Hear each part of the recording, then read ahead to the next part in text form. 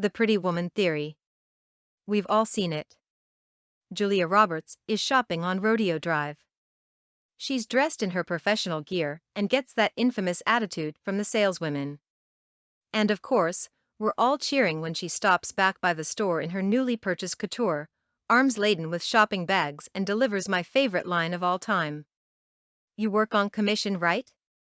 Big mistake, huge. We all love to watch that scene and feel like we identify with Julia. However, I am going to admit something here. I think that, whether we're willing to admit it or not, all of us in sales have been guilty of this crime. I know this is extremely politically incorrect, but come on now. The minute we encounter a customer, we form some sort of split-second judgment as to what kind of client they are. The problem does not lie in that initial judgment, even though it's most likely completely wrong. The problem is born the minute we allow ourselves to act based on that initial opinion.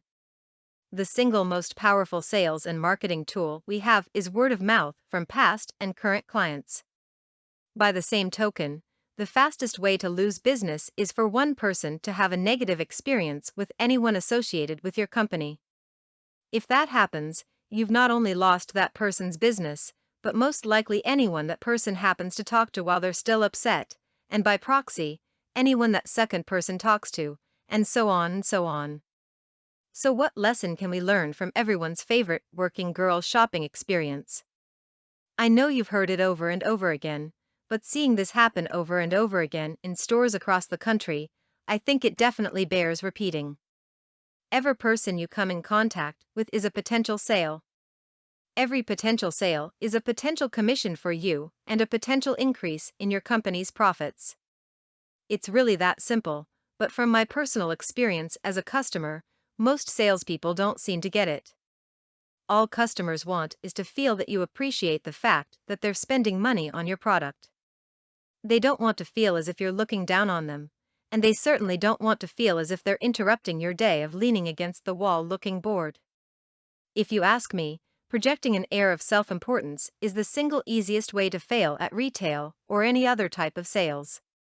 So, the next time you encounter a potential customer, try to remember that silver screen moment of Julia and try to decide if you want to be those women that everyone in the theater is booing or the wonderful people who make her feel like a princess.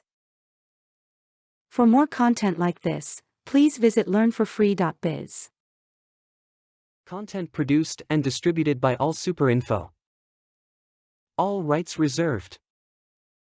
Discover the proven formula for automated sales and success that you can apply to your business in under 30 minutes. Reserve your seat at allsuper.info/webinar.